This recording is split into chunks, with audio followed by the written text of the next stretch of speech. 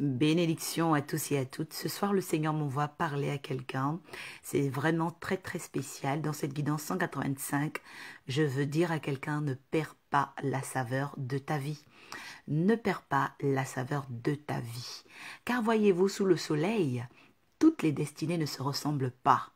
Chacun est venu avec une mission spécifique, une empreinte spécifique. Que même les jumeaux, Ésaü et Jacob, sont l'exemple que Dieu a aimé Jacob mais haï Ésaü. Est-ce que Dieu a de la haine? Non. Mais Dieu n'avait pas de projet parce que, à la naissance des deux, la Bible dit que ils se heurtaient, ils se heurtaient. Et pendant que les jumeaux se heurtaient, il y avait un mystère. Et donc la mère se questionnait de l'observance de l'avenir, du futur de cette grossesse. Et donc elle va aller consulter, elle va recevoir un oracle de l'ange dans Genèse 25, verset 25, on va lui dire que l'inférieur sera supérieur à l'aîné. Et donc, comprenez que derrière chaque destinée, ok, même quand on est jumeaux, on est différent. Quelqu'un dit, je suis né pour faire la différence. Alors, si tu es né pour faire la différence, il faut apprendre à garder ta saveur. Il faut apprendre à aimer ta particularité. Il faut apprendre à aimer ta spécificité. C'est vraiment très, très, très important. Et pour prendre à témoin la parole de Dieu, je voudrais travailler avec Genèse 28, verset 13 à 22 et Matthieu 5, verset 13. Quelqu'un dit, je suis le sel de la terre, je refuse de perdre ma saveur. Nous sommes dans un temps, voilà, parce que j'ai 20 minutes de guidance, comme habituel.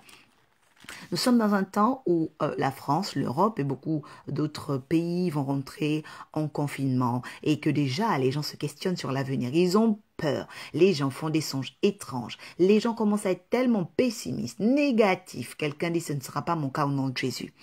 Pourquoi? Parce que vous devez savoir que ce sont des temps, ok, qu'on appelle des temps de coucher. Les temps de coucher, c'est là où, ok, le soleil se couche.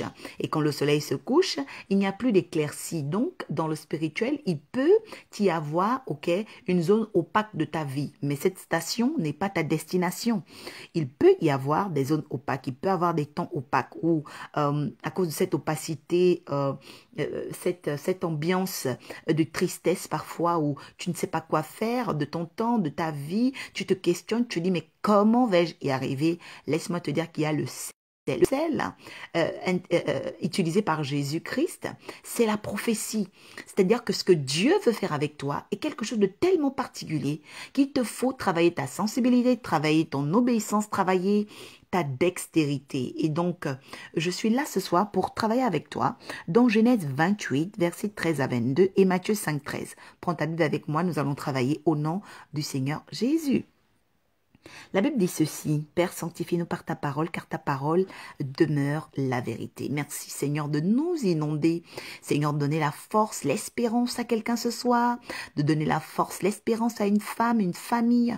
Oh Dieu de gloire, je sais que tu peux donner la largesse, Seigneur éternel, et toujours, Seigneur, l'exclusivité à toute oreille, Seigneur, bien entendante, clairaudiente et clairvoyante, Seigneur, dans la guidance ascensionnelle. Que tout l'honneur te revienne par notre capacité de t'entendre et de nous donner, Seigneur, à toi, par ta puissance, Seigneur, la bénédiction qui est rattachée à cette guidance.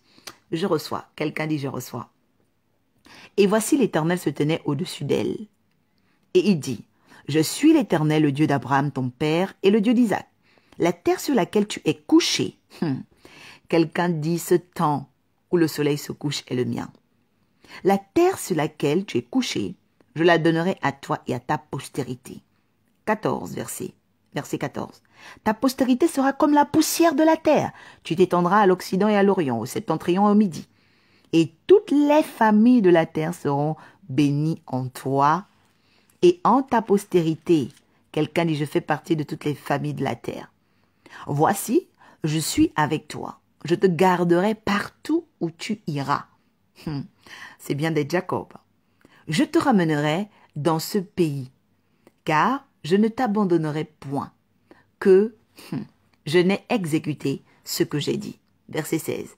Jacob s'éveilla de son sommeil et il dit, certainement l'Éternel est en ce lieu et moi je ne le savais pas. Quelqu'un écrit en commentaire, certainement l'Éternel est en ce lieu et moi je ne le savais pas. Je veux déjà dire à une personne ici, Ne perds pas la saveur de ta vie. Je répète encore, ne perds pas la saveur de ta vie. Je répète, ne perds pas la saveur de ta vie. Quelqu'un dit, je ne perdrai pas la saveur de ma vie. Vous savez, il y a tellement de choses qui peuvent arriver dans votre vie pour vous faire perdre la saveur, faire perdre la particularité, faire perdre l'originalité, faire perdre la spécificité, que vous devez apprendre à vous concentrer sur elle jour et nuit. La Bible dit, en toute chose, rendez grâce au Seigneur et que le Seigneur renouvelle ses bontés chaque matin. Pouvez-vous comprendre que dans cette période, qui est dite confinée, qui va être confinée, qui va être comme un stationnement relationnel, un stationnement culturel, parce que beaucoup d'événements cultes, de cérémonies cultes, religieux, associatifs, vont être stationnés, mais ne vont pas s'arrêter. Quelqu'un dit une station n'est pas un arrêt. Donc, c'est vraiment très, très important de savoir. Dans une station, on se recharge. Dans une station, on décide, de ce qu'on doit prendre pour continuer sa route. Ça, c'est vraiment très, très important. C'est pourquoi ce qui arrive dans ta vie, doit apprendre à être considéré selon l'œil de Dieu.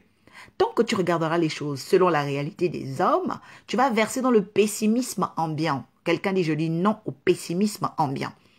Le pessimisme ambiant, c'est le siècle présent. La Bible dit, ne soyez pas conformes, ne vous conformez pas au siècle présent, parce que le siècle présent a un pessimisme ambiant. La jeune fille est ambiante parce qu'elle a peur. Elle voit son âge passer, elle se dit, quand est-ce que je vais me marier? La vieille femme a peur parce qu'elle se dit, mon Dieu, tous mes enfants sont mariés, comment vais-je vieillir? Le jeune homme a peur parce qu'il se dit, quel avenir aurais-je? J'ai déjà bientôt 30 ans, je n'ai pas encore eu un contrat à durée indéterminée, je n'ai même pas de maison, je n'ai rien, je n'ai pas de voiture. Tellement que tu veux voir ta vie selon les réalités présentes, que tu verses dans le pessimisme ambiant. Quelqu'un dit, je brise le pouvoir du pessimisme ambiant dans ma vie. Il y a des gens qui n'arrivent pas à mettre le mot sur le découragement. Non, on est découragé parce qu'on a été, saisi, on a été saisi, c'est-à-dire attrapé par un pessimisme ambiant. Parce qu'il faut savoir que le pessimisme ambiant, c'est une atmosphère de contagion lorsque la sinistrose psychologique atteint l'individu. C'est-à-dire qu'il y a des personnes autour de vous qui sont frappées de sinistrose. C'est-à-dire que dès qu'elles suivent la télévision, les programmes télévisés, ces personnes sont contrôlées. Elles sont contrôlées par la peur, sont contrôlées par les menaces de la société, sont contrariées par des imaginations obscures. Et il est très très important dans notre époque que chacun puisse se souvenir de sa destinée prophétique. Parce que être confiné, ce n'est pas être mort. Être confiné, ce n'est pas s'arrêter, mais c'est se recharger. Quelqu'un dit, les événements dépendent de la tournure que je leur donne, au nom de Jésus. C'est pourquoi notre Saint, béni soit-il, Jésus nous dit quoi? Il nous dit, vous êtes le sel de la terre. Si on arrache au sel sa saveur, comment sera-t-il encore favorable? Parce que lorsque le sel perd sa saveur, il ne peut plus être favorable. Vous ne pouvez pas avoir Dieu et puis être dans le pessimisme ambiant. Tu ne peux pas avoir Dieu et vivre dans la peur. Tu ne peux pas avoir Dieu et puis tu as peur de ton avenir. Il faut que ça cesse ces choses au nom de Jésus. Jacob est en train de réaliser quelque chose que tu vas réaliser. La Bible dit qu'il réalise que ce Dieu est redoutable et que c'est ici la maison de Dieu. Pourquoi? Parce que Dieu lui avait parlé. Je dis à une personne de Seigneur qui m'a visité, pendant le premier confinement, on va te visiter au nom de Jésus. Parce que ce sont les temps où Dieu me parle, c'est les temps où la guidance monte, c'est le temps où les fils de Dieu ascensionnent. Quelqu'un dit, c'est le temps où Dieu va me parler, c'est le temps où ma guidance va monter, et c'est le temps où je vais ascensionner au nom de Jésus. Écris-le en commentaire, car il te sera fait selon ta foi, au nom de Jésus. La Bible dit quoi? Elle dit au verset 14, que Jacob se leva de bon matin, il prit la pierre dont il avait fait son chevet. Oh my Lord! Il la dressa. Vous voyez, le découragement a quitté son cœur automatiquement lorsque Dieu a parlé. Il versa de l'huile sur son sommet. Il donna à ce lieu le nom de Bethel, mais la ville s'appelait Luz. Je dis à une personne, tu vas bientôt déménager. Alléluia. Jacob fit un vœu en disant, si Dieu est avec moi et me garde pendant ce voyage que je fais, s'il me donne du pain à manger et des habits pour me vêtir, regardez un peu les prières des humains, et si je retourne en paix à la maison de mon Père, alors l'Éternel sera mon Dieu. Cette pierre que j'ai dressée pour monument sera la maison de Dieu, et je te donnerai la dîme de tout ce que tu me donneras. Quelqu'un dit bénédiction. Vous savez, nous avons 20 minutes de guidance et je vais encore développer cela avec la grâce du Seigneur la semaine prochaine. Et je veux appuyer au travers de Matthieu 5, 13. Parce qu'on va aller manu militaro à la parole. Matthieu 5, 13. Matthieu 5, 13. Oh, j'aime les enseignements de Jésus. Quelqu'un dit, j'aime les enseignements de Jésus. Ah oui, j'aime les enseignements de Jésus. Parce que voyez-vous, Jésus a étudié toutes les questions de la société. Il a étudié toutes les questions de la science humaine. Il a étudié toutes les questions du cosmos, parce que Jésus est venu au monde avec une étoile qui brillait 3 ans avant. Donc voyez-vous, quand vous parlez de Jésus, vous parlez de tout ce qui est, de tout ce qui était et de tout ce qui vient. D'accord? Donc Matthieu 5, verset 13. La Bible dit ceci. Vous êtes le sel de la terre, mais si le sel perd sa saveur, avec quoi la lui rendra-t-on? Il ne servira plus qu'à être jeté dehors et foulé aux pieds par les hommes. Quelqu'un dit, je ne serai jamais foulé aux pieds par les hommes au nom de Jésus. Écoutez la parole de Dieu. Écoutez l'enseignement de Jacob, parce que c'est une destinée très prophétique. Et d'ailleurs, Jacob est un patriarche pour les Juifs, qui est aussi un grand aiguillon pour l'Église chrétienne, l'Église de Jésus, parce que Jésus n'est pas venu abolir la loi. Donc, permettez également que j'étudie l'Ancien Testament, voilà, de la Genèse. La Bible dit quoi? La Bible dit que l'Éternel était au-dessus d'elle, c'est-à-dire l'échelle. Et il dit, je suis l'Éternel, le Dieu d'Abraham, ton père. Je veux déjà dire à quelqu'un, Dieu nous connaît. Dieu connaît l'humanité. On l'appelle Adon Olam. Adon Olam, ça veut dire le père des naissances, le connaisseur de chaque civilisation. Adon Olam. Le Dieu d'éternité qui connaît chaque civilisation, qui connaît ceux qui seront placés sur la terre. Et lorsque Dieu décide de te visiter, tu dois apprendre à savoir que tu n'es pas n'importe qui. Quand Dieu regarde ta vie, quand Dieu te relève ta tête, quand Dieu te parle par songe, quand Dieu te parle par un serviteur de Dieu, par une vision, il te parle par sa fille, comme il est en train de parler par l'oracle ce soir, laisse-moi te dire que tu fais partie des sélectionnés. Tu es sélectionné pour être le sel de la terre, mais tu ne dois pas perdre ta saveur parce que quelqu'un qui perd sa saveur termine par être foulé par les hommes. Quelqu'un dit, je refuse au nom de Jésus. La Bible dit quoi? La Bible dit que, à partir de là, Adon Olam se manifeste, c'est-à-dire que celui qui connaît toutes les civilisations de la terre. Il dit, la terre où tu es couché, je te la donnerai à toi et à ta postérité. Quelqu'un dit, Adon Olam va se manifester au nom de Jésus. Verset 14. Il dit, ta postérité sera comme la poussière de la terre. On ne peut pas compter la poussière. Il dit, tu t'étendras à l'Occident, donc l'Ouest, et aussi à l'Orient, au septentrion et au Midi. Donc toute la terre, les 4 points cardinaux, et toutes les familles de la terre seront bénies en ta postérité. Voici, je suis avec toi, je te garderai partout où tu iras, et je te ramènerai dans ce pays, car je ne t'abandonnerai point, que je n'ai exécuté ce que je te dis. Je veux déjà dire à une personne que Dieu ne ment pas. Dieu n'est pas un homme, Dieu n'est pas un cousin. Dieu prend le temps, mais ce qu'il dit doit s'accomplir. Quelqu'un dit, ce que Dieu me dit va s'accomplir au nom de Jésus. Ce que Dieu te dit va s'accomplir. C'est pourquoi tu dois apprendre à mettre ta foi dans ce que Dieu te dit. Mettre ta foi dans ce que Dieu aiguillonne. Mettre ta foi dans ce que Dieu révèle. Mettre ta foi dans ce que Dieu interprète dans tes songes. Mettre ta foi. Tu dois faire attention à ne pas tomber, dans le pessimisme ambiant. Parce que ce soir, nous faisons la guerre au pessimisme ambiant, que la Bible a dit d'ailleurs comme étant ballotté par des vents de doctrine. Ne soyez pas ballottés. Quelqu'un dit, je ne veux pas être ballotté, je veux voir des cœurs ici en train de défiler au nom de Jésus.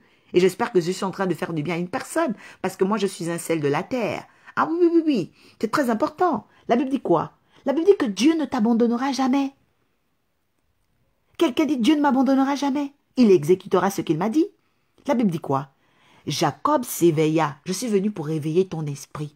Je suis venu pour réveiller ta joie. Je suis venu pour réveiller ta foi. Je suis venu pour réveiller ton esprit, ton homme intérieur qui dort, qui devient pessimiste, qui commence à regarder le monde en arrière. Non, l'avion n'a pas de rétroviseur parce que l'avion est fait pour avancer. L'avion est fait pour avancer, même en automobile, même dans la conduite. C'est vrai qu'une voiture peut faire marche arrière, mais vous ne pouvez pas voir sur un boulevard, des voitures qui font marche arrière. Non, Parce que nous sommes nés pour avancer. L'âge que tu as eu est déjà passé. Tu n'auras plus jamais 5 ans dans ta vie. Tu étais dans le ventre de ta mère, tu es déjà sorti du ventre de ta mère. Tu ne retourneras plus dans le sein de ta mère, même si ta mère t'aime. Elle ne peut plus te rapetir et te ramener là-bas. Donc, il faut apprendre à savoir avancer. Dieu n'a jamais créé ses enfants pour que ses enfants régressent. Mais c'est toi qui dois savoir que Dieu est un Dieu d'avenir. My Lord. Il dit que c'est un Dieu d'avenir. Il dit qu'il te donnera la terre pour héritage. Quelqu'un dit, je ne dois pas perdre ma saveur au nom de Jésus. Il dit quoi? Il a tellement parlé à Jacob que Jacob s'est réveillé. Quelqu'un dit, c'est le temps où je dois me réveiller. Oui, c'est le temps où on doit se réveiller. Parce que le confinement, ce n'est pas le temps de dormir, non. C'est le temps où tu dois te réveiller. Tu dois réveiller ta foi. Tu dois réveiller ta saveur. Tu dois réveiller tes projets. Qu'est-ce que tu rêvais de faire dans ta vie? C'est très important de savoir. C'est très important. Il dit certainement, il est dans ce lieu. Il est dans ce lieu, là où Dieu te parle, là où Dieu t'enseigne. Quand tu es dans la guidance, tu comprends tout de suite que Dieu t'enseigne. Dieu te parle. C'est le lieu où Dieu se révèle à toi. La Bible dit que c'est là qu'il a découvert que ce lieu était redoutable. Je dis à une personne que la guidance ascensionnelle, c'est la porte des cieux.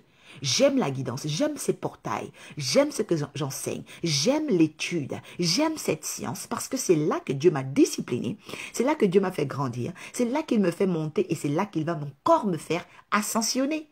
J'aime cette science de Dieu. Quelqu'un dit j'aime la guidance ascensionnelle. La Bible dit quoi? La Bible dit que Jacob, à partir de là, regardez un peu, quand quelqu'un est dans le pessimisme, comment la personne dort, comment la personne est triste, comment la personne est découragée. Mais dès lors où Dieu parle, regardez le signe quand Dieu parle. Quand Dieu te parle, tu te réveilles. 1. Deuxièmement, quand Dieu te parle, tu te lèves de bon matin. La Bible dit quoi au verset 18? Quelqu'un dit, il y a une porte pour moi dans Genèse 28, verset 18. Jacob se lève de bon matin. Il prit la pierre dont il avait fait son chevet, il dressa pour monument et versa de l'huile sur son sommet. Je suis là ce soir pour dire à une personne, nous allons prier ce soir pour que Dieu mette dans nos vies des bouches qui vont, apporter l'éveil à nos oreilles. Oui, c'est très important, parce que peut-être que tu te sens mal à cause des personnes qui parlent à tes oreilles. Oui, peut-être que tu n'as pas trop avancé dans ta vie à cause des personnes qui parlent à tes oreilles. Peut-être que tu t'es pas trop développé à cause des personnes qui parlent à tes oreilles. Mais je dis à une personne qui entend la guidance, tu deviendras clairaudient. C'est-à-dire que Dieu va donner une sélectivité à tes oreilles. Tu deviendras clairvoyant parce que Dieu va nettoyer tes iris. Dieu va nettoyer ta vision. Tu ne seras plus la même au nom de Jésus. Quelqu'un dit ma vie change au nom de Jésus. Oui, parce que notre avenir dépend des personnes qui parlent et des personnes qui font. Je répète, notre avenir dépend des personnes qui parlent et des personnes qui font. Parce que l'œil voit ce que les gens font et l'oreille entend ce que les gens disent. Donc fais attention, connecte-toi à des personnes qui sont remplies de la chose de Dieu, remplies de la connaissance de Dieu, remplies de la guidance ascensionnelle. C'est très important. Regardez, Dieu parle, il se réveille et il se lève. Quelqu'un dit le signe que Dieu a parlé à quelqu'un, c'est que la personne se réveille et se lève. Quelqu'un dit je reçois au nom de Jésus. Parce que beaucoup de gens ne savent pas faire la différence entre le message qui vient de Dieu et le message qui vient du diable. Oui, parce que Satan, il aime décourager. Il veut te perdre. Quelqu'un dit, je ne perdrai pas la saveur de ma vie au nom de Jésus. La Bible dit quoi? Elle dit ensuite qu'il se leva le bon matin. Il prit la pierre, il dressa le monument. Le monument. Je dis à une personne que Dieu ne veut pas, que tu sois un simple édifice. Non, non, non. Dieu veut que ta vie devienne monumentale. Oh my Lord, j'aime ça. Vous savez, quand Dieu prend une station, quand Dieu fait un arrêt, quand Dieu permet un confinement, quand Dieu permet un désert, quand Dieu permet une épreuve, c'est parce qu'il va parler. Et quand il va parler, tu vas te réveiller dans une nouvelle dimension. Et quand tu vas te réveiller, il y aura un nouveau relèvement. Quand il y aura un nouveau relèvement, Dieu va provoquer une transformation monumentale. Quelqu'un dit la transformation monumentale approche dans l'arche de la nouvelle alliance. Oui. Une transformation monumentale. Un monument est un édifice hors norme. C'est-à-dire que c'est un édifice qui est fait pour apporter la marque, pour devenir une légende. Voilà. C'est pourquoi vous remarquez que cet événement culte n'a jamais été blasphémé, n'a jamais été brisé. Parce qu'à partir de là, quand il a dressé le monument, il a fait l'alliance avec Dieu. Et quand il a fait l'alliance avec Dieu, il a fait l'alliance de la dîme de tout. Quelqu'un dit, l'alliance de la dîme de tout est monumentale. La Bible dit quoi? Il versa de l'huile sur le sommet et donna à ce lieu le nom de Bethel. Parce qu'avant, ça s'appelait Luz. Jacob fait alors un vœu. Je dis à une personne que le confinement, cette période, c'est une période des vœux. J'espère que tu es en train d'attendre une transformation monumentale parce que c'est ce que la guidance est venue annoncer ce soir. Oui, une transformation monumentale. Ce qui est écrit et ma vie est basée sur la parole de Dieu, la foi dans la parole. C'est très important. Ce qui est écrit est écrit. C'est pourquoi j'annonce déjà à une personne. Tes connaissances vont changer. Hein. Ton entourage va changer. Prépare-toi. Tes fréquentations vont changer. La Bible me dit quoi? La Bible me dit que le nom a changé. La ville s'appelait Luz, mais après on appelait Bethel. Je dis à une personne, ton entourage va changer. Oui, oui, oui. Tes fréquentations vont changer. Oui, tu vas fréquenter des rois. Tu vas fréquenter des reines. Oui, parce que le roi et la reine, c'est qui? C'est la personne qui apporte la solution par son mental. Voilà, that is. Le roi, c'est pas celui qui pèse seulement par le portefeuille. Le roi, c'est celui qui apporte des solutions par son mental. Parce qu'il est éclairé. Parce qu'il est éclairé. Quelqu'un dit, c'est le temps de ma transformation monumentale au nom de Jésus. Verset 20. Jacob fit un vœu en disant, si Dieu est avec moi, me garde pendant le voyage, me donne du pain à manger et des habits. Bon, Dieu permet quand même à ce niveau que tu fasses ce type de prière. Même si c'est vrai que Dieu vêtit les listes des champs. Il donne la nourriture aux oiseaux du ciel. Mais vous voyez, il est en train de faire une demande pour les habits, il fait une demande pour la nourriture et tout. Ok? Donc ça, ce sont les prières. Bon, ce sont les prières de l'ancienne alliance. Mais tu peux quand même faire ces prières. Voilà. Parce qu'il n'y a pas de petites prières. Mais moi, je t'invite vraiment à faire des prières monumentales, ok, pour demander une transformation monumentale, demander un réaménagement de ton territoire, demander, ok, voilà, vraiment prie pour qu'il y ait un réaménagement de ton territoire relationnel. Voilà, parce que Dieu veut réaménager ton territoire. Quelqu'un dit, je vais dans un territoire relationnel de Bethel pour quitter Luz. Au nom de Jésus. Oui, c'est très important. C'est très important. Dieu va réaménager ton territoire relationnel. Oui, parce qu'il y a des personnes qui étaient sur ton territoire relationnel qui étaient trop pessimistes. Quelqu'un dit, je vais changer tout cela au nom de Jésus. C'est très important. Oui, c'est très important. Faut un réaménagement de ton territoire relationnel. Depuis que tu es avec ces personnes, où est-ce emmené où? Voilà, faut te réveiller, faut te réveiller. Quelqu'un dit, je reçois. Voilà, je veux voir les cœurs rouges, les cœurs rouges, les cœurs rouges, au nom de Jésus. La Bible dit quoi? La Bible dit ensuite ceci. Oh, j'aime la parole. La Bible dit, si je retourne en paix à la maison de mon Père, alors l'Éternel sera mon Dieu.